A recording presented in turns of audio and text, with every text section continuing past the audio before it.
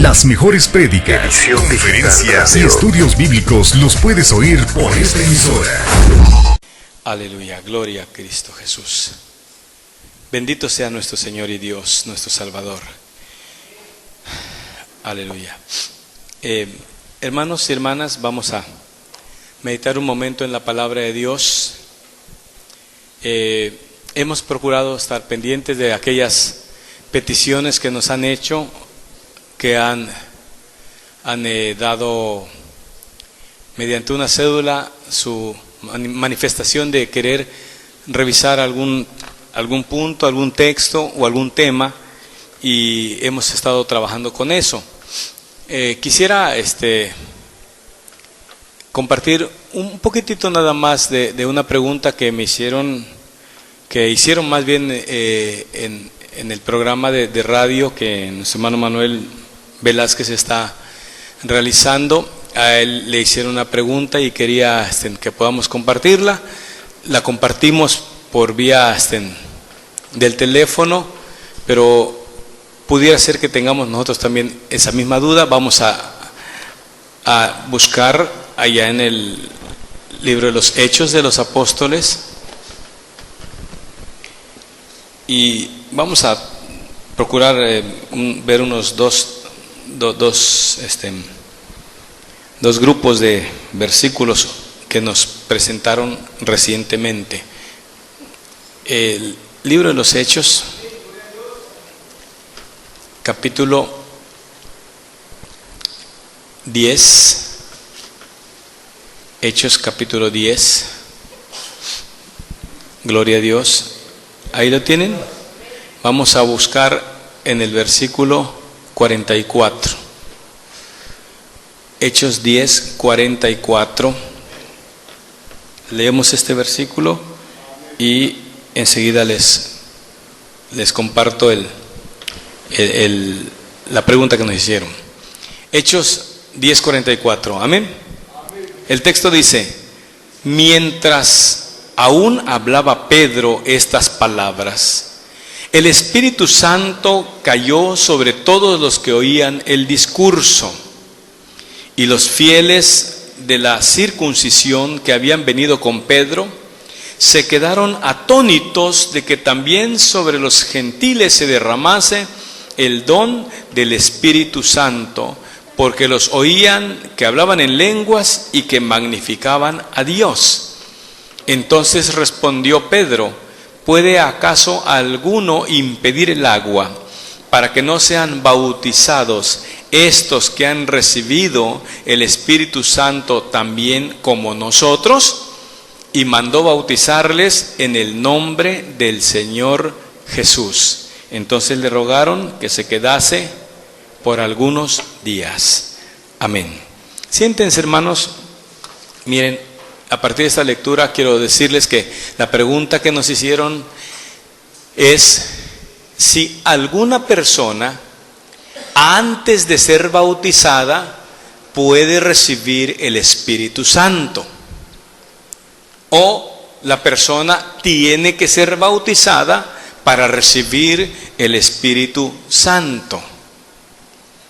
Y entonces esa fue la pregunta que nos hicieron: si es posible que alguna persona pueda recibir el Espíritu Santo antes de ser bautizado, o necesariamente alguien tiene que bautizarse para recibir el Espíritu Santo. Fue la pregunta que nos hicieron hace alrededor de 15 días tal vez.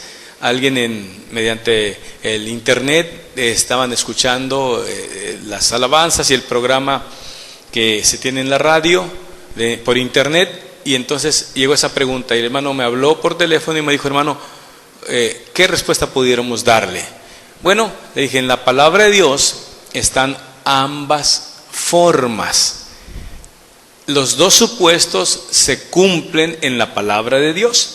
Precisamente le dije que en la casa de Cornelio, cuando estaba Pedro hablándole a la familia de Cornelio y a sus allegados, a los invitados, la Escritura dice que mientras ellos estaban oyendo estas cosas, oyendo de las cosas del Señor Jesús, del testimonio de la salvación que hay en el Señor Jesús, se derramó sobre ellos el Espíritu Santo, cayó sobre ellos. Y los de la circuncisión quedaron sorprendidos, porque en primer lugar ellos pensaban que el derramamiento del Espíritu Santo como una promesa de Dios era exclusivamente para los judíos. Y entonces ellos quedan asombrados de que también sobre los gentiles se derramase el don del Espíritu Santo. ¿Por qué? Porque los oían que hablaban en lenguas y que magnificaban a Dios. Precisamente uno de los dones o de las manifestaciones de la presencia del Espíritu Santo es el hablar en lenguas. Ellos entonces recibieron el Espíritu Santo, cayó el Espíritu Santo sobre ellos y todavía no habían sido bautizados. Amén. De manera que si alguien les preguntase a ustedes, ¿puede alguien recibir el Espíritu Santo antes de ser bautizados? La respuesta según la palabra es amén. Sí, se puede. ¿Sí? Pero vean lo que sucede. Inmediatamente viene el bautismo. ¿Por qué? Porque no puede quedar como un hecho aislado y alguien diga, pues entonces no necesito bautizarme y yo puedo tener los dones del Espíritu Santo y caminar así sin ser bautizado. Más bien, esa presencia del Espíritu Santo confirma que Dios no hace acepción de personas, que llama judíos y llama gentiles, y se hace manifiesto en aquel que cree y aquel que está llamado para esto. Y lo que hicieron precisamente es que fueron bautizados en el nombre del Señor Jesús. Entonces, se derrama el Espíritu Santo sobre estos y después reciben el bautismo. ¿Amén? Muy bien. Entonces lo recibieron antes de ser bautizados. En el capítulo 8 de aquí siempre del libro de los Hechos. Gloria a Cristo Jesús. En el capítulo 8,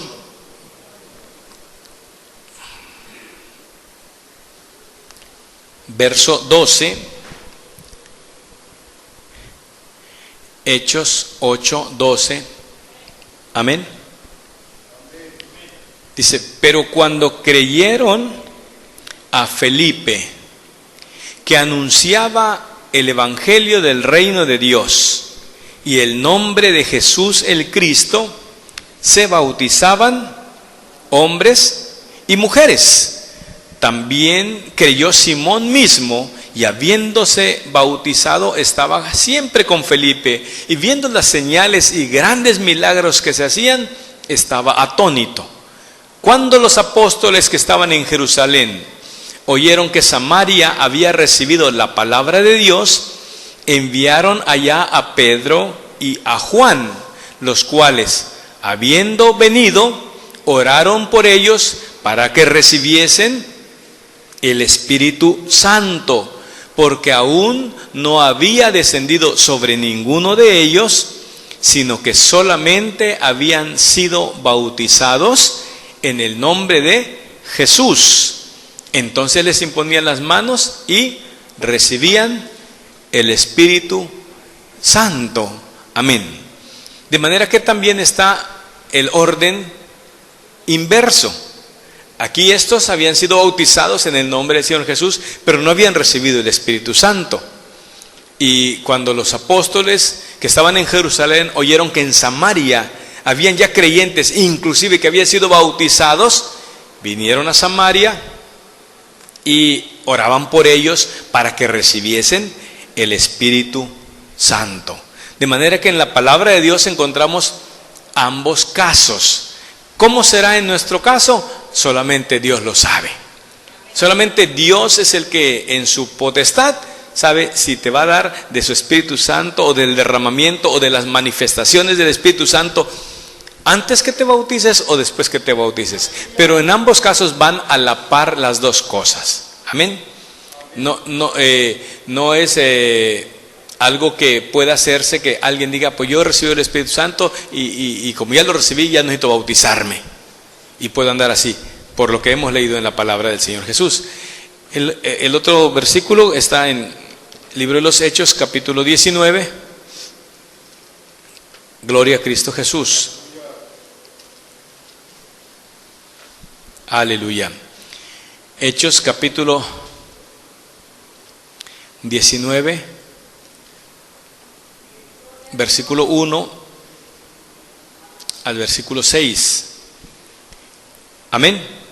Aconteció que entre tanto que Apolos estaba en Corinto, Pablo, después de recorrer las regiones superiores, vino a Éfeso y hallando a ciertos discípulos les dijo: ¿recibisteis el Espíritu Santo cuando creísteis?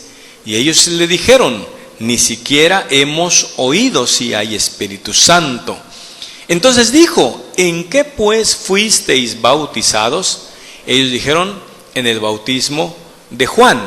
Dijo Pablo: Juan bautizó con bautismo de arrepentimiento, diciendo al pueblo que creyesen en aquel que vendría después de él, esto es, en Jesús el Cristo. Cuando oyeron esto, fueron bautizados en el nombre del Señor Jesús, y habiéndoles impuesto Pablo las manos, vino sobre ellos el Espíritu Santo, y hablaban en lenguas y profetizaban. Gloria a Cristo Jesús. Aquí tenemos también otro caso en el cual primero fueron bautizados por nuestro hermano Pablo y después recibieron el Espíritu Santo.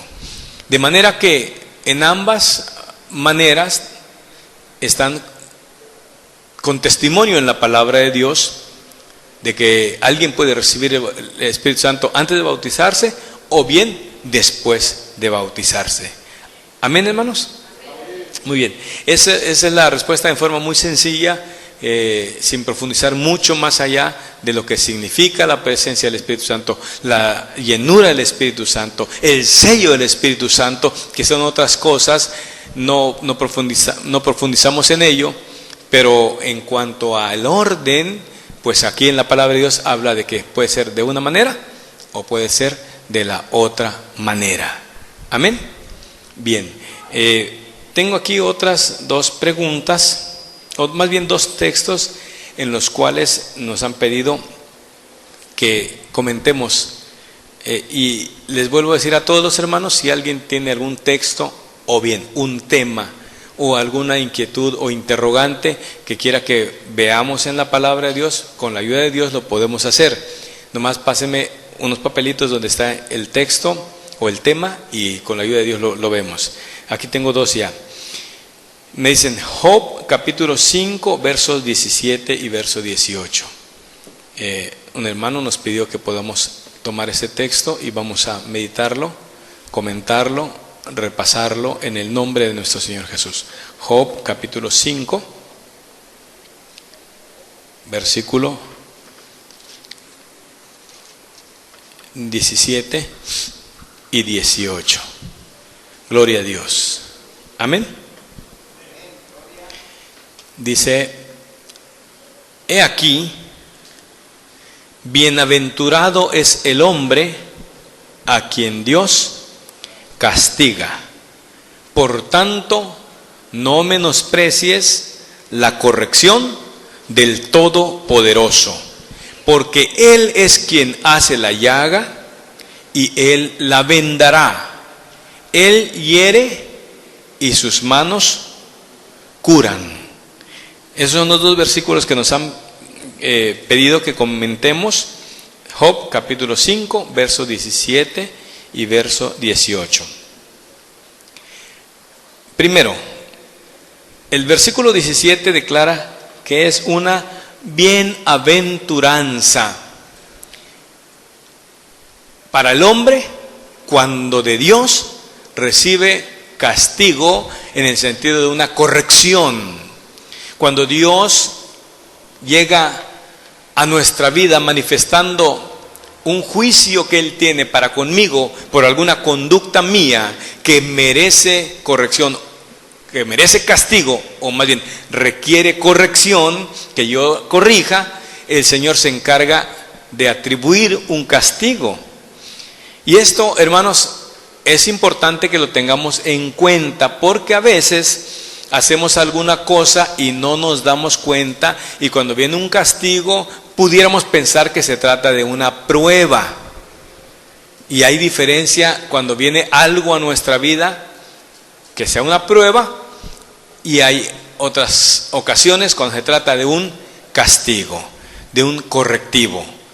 Entonces cada uno tiene que, como dice el apóstol Pablo, examinarse a sí mismo. Y yo creo que lo que nos toca mayormente son castigos, aunque también atravesamos por pruebas, la prueba de nuestra fe que produce paciencia, de manera que es una bienaventuranza, proporciona felicidad, es algo que nos va a llevar a una condición mejor que la que estábamos antes de recibir el castigo. Por eso es una bienaventuranza. Por eso dice el texto que es bienaventurado o dichoso o feliz el hombre a quien Dios castiga. Claro, como dice más adelante en la Escritura, que al momento presente ningún castigo parece motivo de gozo. Cuando nos castigan, lo que generalmente sucede es que nos duele, provoca dolor, provoca aflicción, provoca lamento, provoca llanto, porque nos duele. A veces nos dan donde más nos duele, pero es Dios el que lo está haciendo.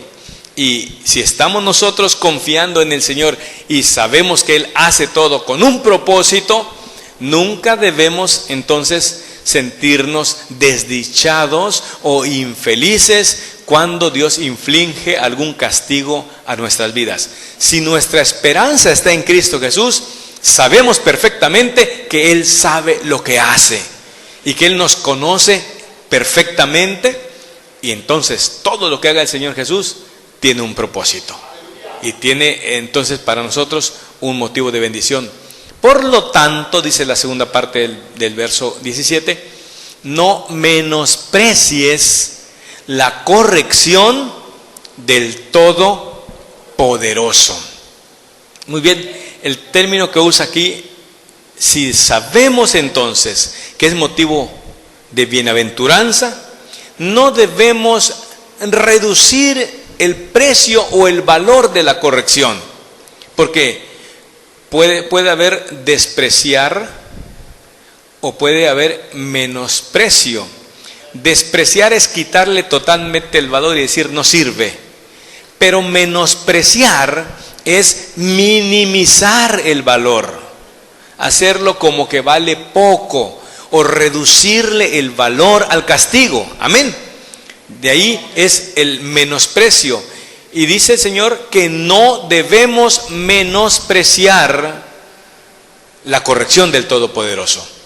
Entonces, en lugar de menospreciarla, debo apreciarla, debo valorarla, debo decirle: Señor, gracias porque me amas. Cuando venga ese castigo, y generalmente nosotros estamos pendientes y nosotros sabemos cuando le fallamos al Señor Jesús, de manera que debemos estar muy conscientes y agradecerle al Señor y decirle: Señor, gracias por el castigo que me das. ¿Por qué? Porque Él es el único facultado de hacer la llaga en el sentido de un dolor, de una aflicción en el cuerpo, y Él también la vendará, porque Él es nuestro hacedor. Él es el que lo hace, Él es el que tiene toda esa facultad, es nuestro hacedor. Él hiere y sus manos curan. Todo eso es una señal de que Dios está pendiente de nosotros, de que Dios está atento a nosotros. Allá en el libro a los Hebreos, gloria a nuestro Señor Jesús, bendito su santo nombre. Hebreos capítulo 12 y versículo 4, decimos amén, hermanos. Dice: porque aún no habéis resistido hasta la sangre combatiendo contra el pecado, y habéis ya olvidado la exhortación que como a hijos se os dirige, diciendo: hijo mío, no menosprecies la disciplina del Señor, ni desmayes cuando eres reprendido por Él, porque el Señor al que ama, disciplina y azota a todo el que recibe por hijo. Si soportáis la disciplina, Dios os trata como a hijos. Porque ¿qué hijo es aquel a quien el Padre no disciplina? Pero si se os deja sin disciplina, de la cual todos han sido participantes, entonces sois bastardos y no hijos. Por otra parte, tuvimos a nuestros padres terrenales que nos disciplinaban y los venerábamos. ¿Por qué no obedeceremos mucho mejor al Padre de los Espíritus y viviremos?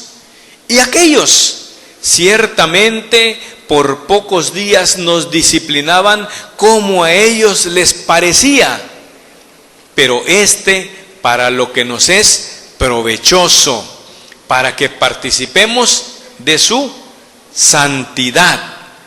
Es verdad que ninguna disciplina al presente parece ser causa de gozo, sino de tristeza, pero después da fruto apacible de justicia a los que en ella han sido ejercitados. Gloria al Señor Jesús. Esto complementa este versículo de Job 5, 17 y 18, donde nos dice que es bienaventurado el hombre a quien Dios disciplina. Aquí está un factor más que indica por qué es bienaventurado. Porque al recibir la corrección de parte de Dios, nos está considerando como sus hijos. Amén. Como sus hijos. Entonces no debemos desmayar, no debemos flaquear, no debemos decir, es que el Señor solo a mí me da y solo a mí me da. Él sabe lo que está haciendo. Porque el Señor al que ama disciplina, de manera tal que esa acción de Dios para con nosotros, esos correctivos, esas medidas disciplinarias, hermanos, son una muestra de su amor. ¿Y por qué de su amor? La Escritura dice que es mejor reprensión manifiesta que amor oculto. De manera que el Señor Jesús pues nos disciplina porque nos considera sus hijos.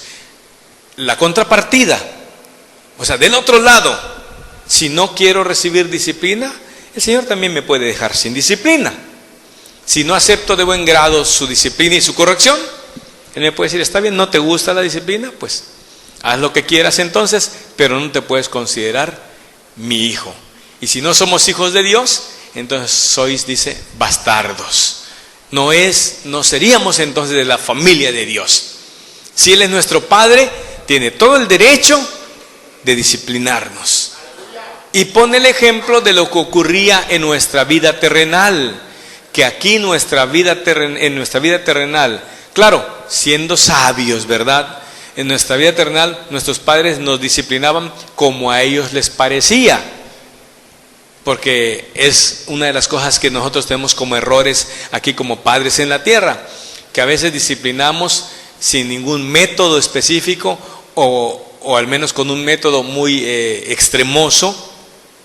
Todos los de aquí que hemos crecido con padres muy rigurosos, sabemos hasta qué grado ha llegado esa disciplina, ¿verdad?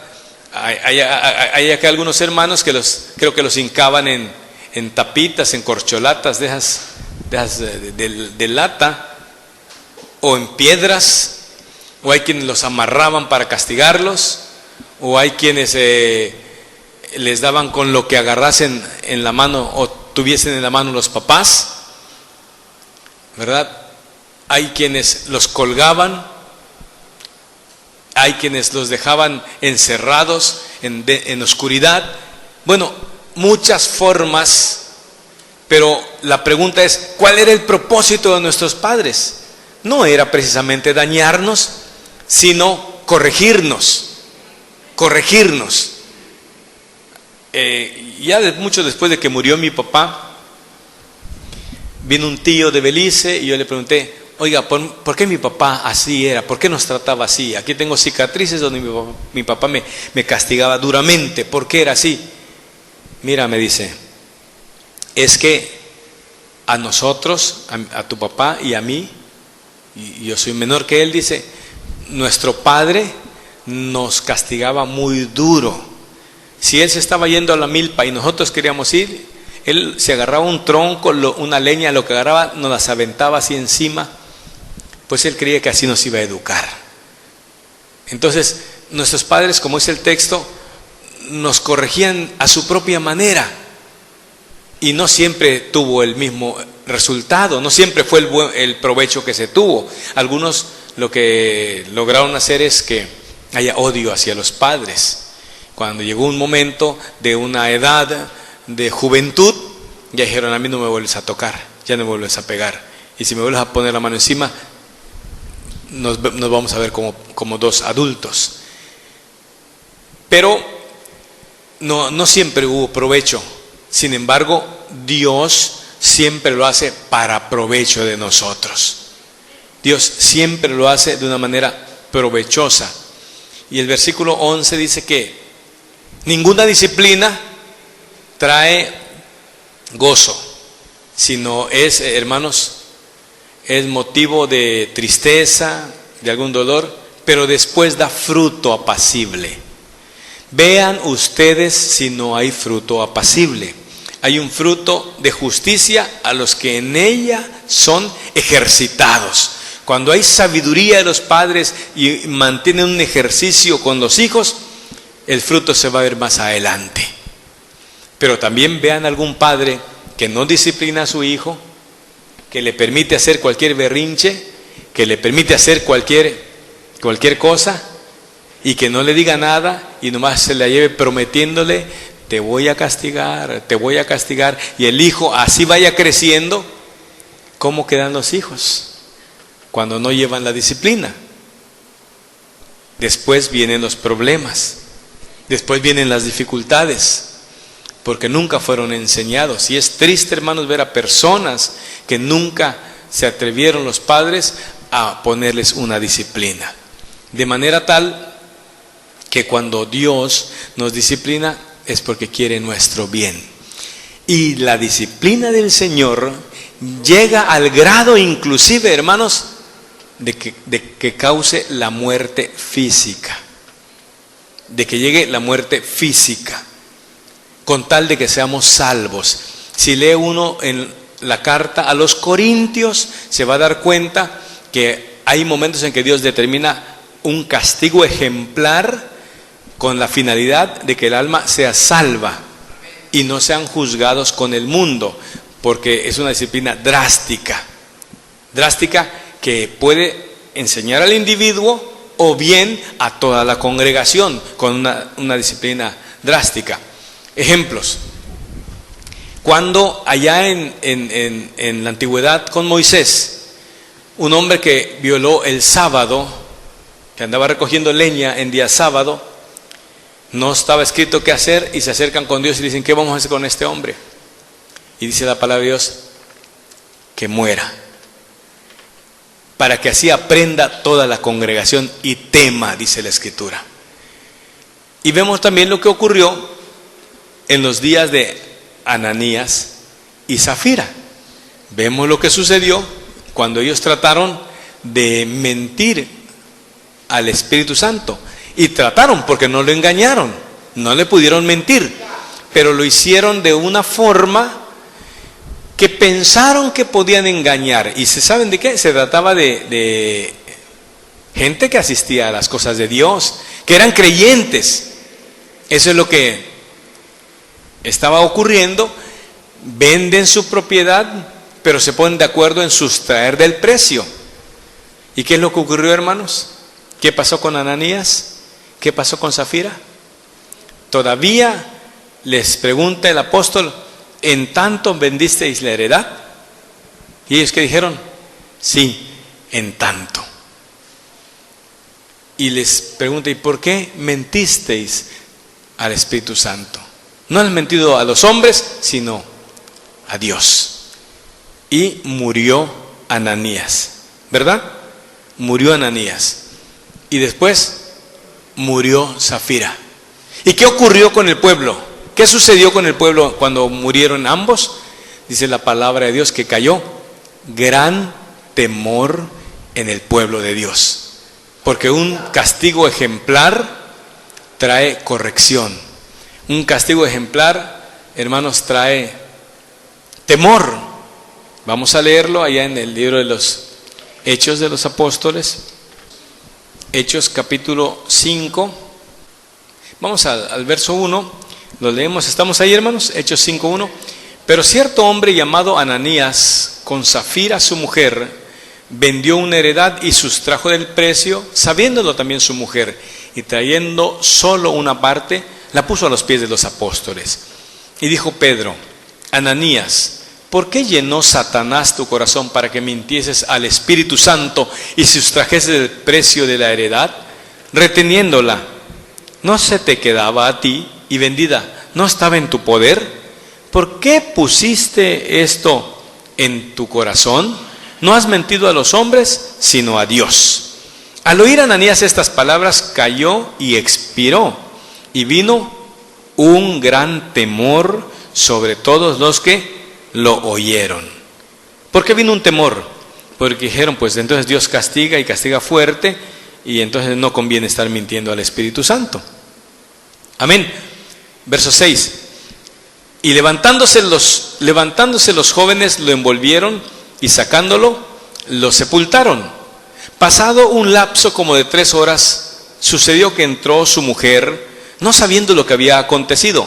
Entonces Pedro le dijo: dime, ¿vendisteis en tanto la heredad? Y ella dijo: sí, en tanto. Y Pedro le dijo: ¿por qué convinisteis en tentar al Espíritu del Señor? He aquí a la puerta los pies de los que han sepultado a tu marido, y te sacarán a ti. Al instante ella cayó a los pies de él y expiró. Y cuando entraron los jóvenes, la hallaron muerta, y la sacaron y la sepultaron junto a su marido. Y vino gran temor sobre toda la iglesia y sobre todos los que oyeron estas cosas. Gloria al Señor Jesús. Dios tiene propósitos en esto, de manera que Ananías y Zafira murieron, pero ¿qué ocurrió con el pueblo? Si tú y yo hubiésemos estado en ese momento, viendo lo que sucedió, viéndose descubiertos y que murieron, ¿te animarías tú a estar mintiendo? Pero no estamos en ese momento, ¿verdad? Entonces ahorita sí podemos hacerlo. ¿Sí podemos mentir ahorita? Hay riesgo, hay un gran riesgo. Debe haber temor en nuestro corazón de estar con las mentiras que son ocultas, con el contubernio para tratar de engañar. Hay que tener extremo cuidado, porque si ya ocurrió, sabemos que Dios es el mismo de ayer, de hoy y por todos los siglos. Vamos a 1 Corintios 11:27. ¿Estamos ahí? ¿Decimos amén? De manera que cualquiera que comiere este pan o bebiere esta copa del Señor indignamente, será culpado del cuerpo y de la sangre del Señor. Por tanto, pruébese cada uno a sí mismo, y coma así del pan y beba de la copa. Porque el que come y bebe indignamente, sin discernir el cuerpo del Señor, juicio come y bebe para sí. Por lo cual hay muchos enfermos y debilitados entre vosotros, y muchos duermen. Si pues nos examinásemos a nosotros mismos, no seríamos juzgados. Mas siendo juzgados, somos castigados por el Señor, para que no seamos condenados con el mundo. Amén. Muy bien. Entonces, ese castigo que dice la palabra de Dios es un juicio de Dios sobre nosotros. Y escuchen lo que le voy a decir. Ese juicio de Dios sobre nosotros puede llegar al grado de una enfermedad física, de una dolencia o inclusive de la muerte. Con lo cual el Señor nos puede librar. Yo estoy meditando y digo, Señor, ¿cómo es eso entonces? Bueno, pues para que no siga en ese camino y se hunda totalmente en la inmundicia y en el error, pues mejor que hasta aquí llegue. ¿Para qué? Para que no sea juzgado con el mundo. Por eso dice el texto que muchos están enfermos y muchos inclusive duermen. Y ahí habla del dormir de la muerte. Como le dijo de Lázaro, Lázaro duerme. Amén. Porque ese dormir es para los creyentes. La muerte para los creyentes es un dormir. Entonces llega el momento en que Dios define la muerte de alguien que no quiere que se hunda en el pecado. Y cuando hay ese juicio de Dios, es un castigo. Esto tenemos que, pues estamos leyendo los versículos y nos dice que no lo menospreciemos, que no le demos poco valor al castigo del Señor. Una persona hace ya algunos años me dijo, yo no sé cómo usted se atreve a decir que Dios castiga. No sé cómo usted se atreve a decir que Dios castiga si Dios es amor. Dios no castiga a nadie. Bueno, pues si la Escritura está diciendo, si somos juzgados, somos castigados, ¿por quién? Pues por el Señor. ¿Así dice la palabra o no? Eso dice la Escritura. Pero él me decía, no, es que Dios no puede castigar porque Dios es amor. Dios es amor. El hecho que Dios castigue no significa que no sea amor. Al contrario, confirma su amor para con nosotros, porque nos tiene como hijos. Porque el Padre al hijo que ama, lo castiga, lo corrige. De aquí yo he meditado, hermanos, he estado meditando que cuando habla la Escritura de este pecado de muerte y pecado no de muerte, es precisamente está vinculado con esto. Hace muchos años yo pensaba, pecado de muerte es como una lista de pecados graves y pecados no graves. Toda injusticia es pecado. Toda injusticia es pecado y la paga del pecado es muerte. Pero los que hemos venido a Cristo Jesús estamos bajo el juicio del Señor de una manera directa. De manera que hay momentos donde Dios determina que el hombre muera. Y entonces cuando Dios ya lo determinó, ya no podemos hacer absolutamente nada. Por eso dice la Escritura, hay pecado de muerte y pecado no de muerte. Hay pecado de muerte por el cual yo no digo que se pida, dice. ¿Por qué? Porque Dios ya lo determinó, ni que lo pidas tú. Ya no puede hacerse nada. Dios ya lo determinó. Entonces, a mi entender, esto de pecado de muerte y pecado no de muerte, no es una clasificación, es una lista. Podemos meditarlo después en otra ocasión, más a detalle, pero no es una lista, sino es un juicio de Dios. Y es para los creyentes. Cuando Dios determina algo. En Apocalipsis, capítulo 3, Apocalipsis 3, 19, gloria a Dios. Dice, yo reprendo y castigo a todos los que amo. Sé pues celoso y arrepiéntete. ¿Quién dice estas palabras? El verso 14 dice ¿quién?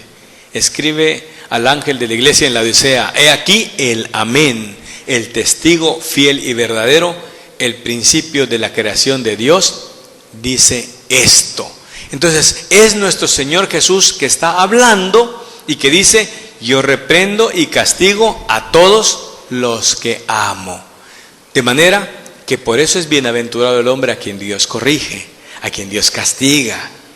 Es bienaventurado porque es una muestra de que Dios nos ama. Si no recibimos esos castigos y esas correcciones, como decía el hermano Manuel Borja, entonces preocúpese. Si está viviendo una vida desordenada, pensando que es hijo de Dios y no recibe ningún tipo de castigo y hace de su vida lo que usted quiera y anda como usted quiera y dice yo hago lo que quiera y nadie me va a decir nada y no recibe castigo, hermano, preocúpese.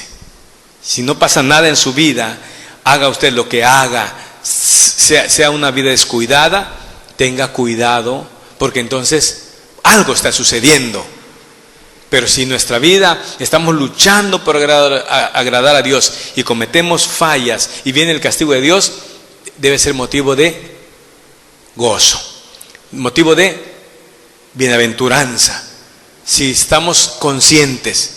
Pero repito, toda persona que se declare creyente está expuesto a recibir la corrección del Todopoderoso. Pero si alguien se declara creyente y vive una vida desordenada y no recibe ningún castigo, pues entonces sí está seria la cosa. Algo está sucediendo.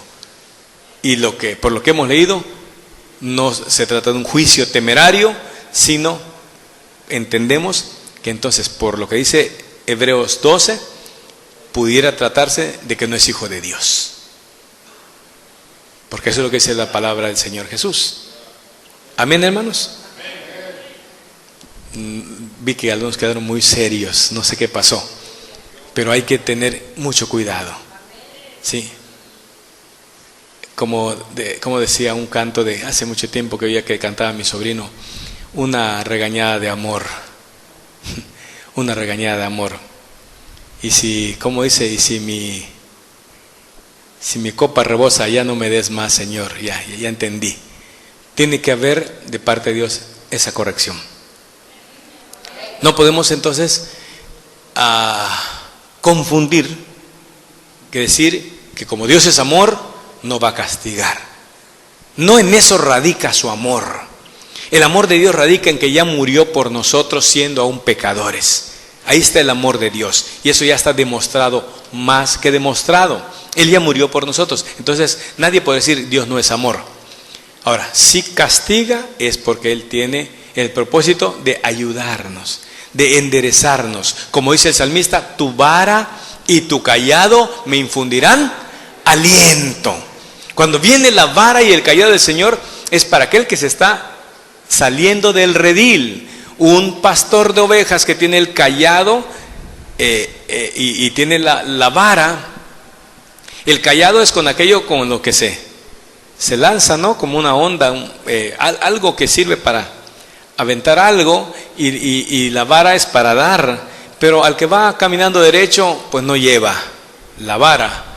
Pero el que se quiere salir del redil es donde viene la vara. Y lo que hace el efecto o el propósito es darnos aliento, concedernos aliento, que no desmayemos, porque con facilidad podemos tratar de apartarnos del redil, y si somos sus ovejas, Él se va a encargar de que entremos de nuevo al redil a través de esas correcciones. Amén.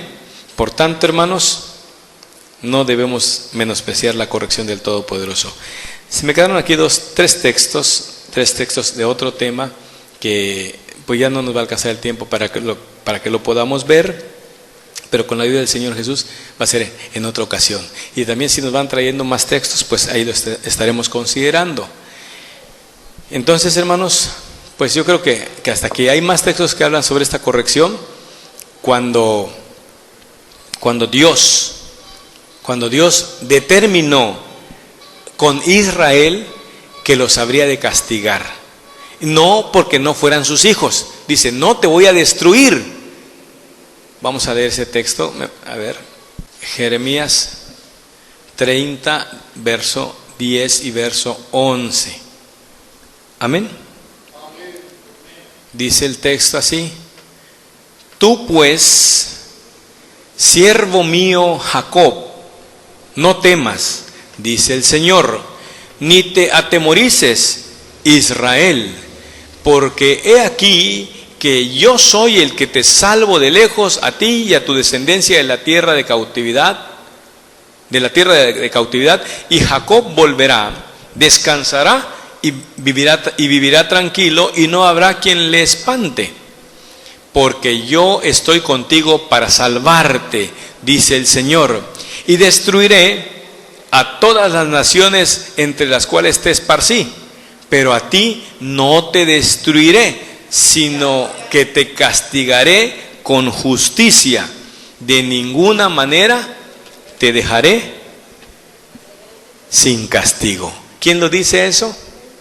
Nuestro Señor, nuestro Dios. De ninguna manera. Entonces, hermanos, ¿es ajeno a la doctrina del Señor que Dios castigue? ¿O está dentro de la doctrina del Señor? ¿Cómo lo ve usted? Esa persona me dijo, no, pues es que yo no vuelvo a regresar a ese templo porque ustedes están hablando que Dios castiga, y eso no es cierto. Según los versículos que hemos leído, Él mismo declara que Él es el que castiga. Y aquí dice, de ninguna manera te voy a dejar sin castigo. De manera que hay que estar preparados para que Dios nos dé fortaleza. Amén. Bien, hermanos, pues Dios les bendiga, Dios les guarde. Les repito que quedó pendiente